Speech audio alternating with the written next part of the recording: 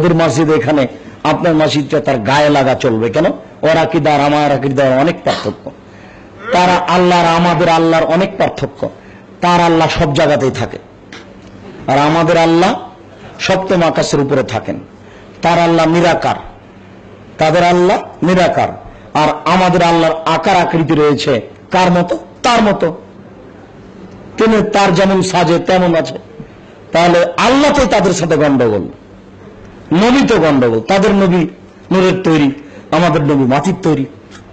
তাদের নবী জীবিত আছেন, আমাদের নবী মারা গেছেন।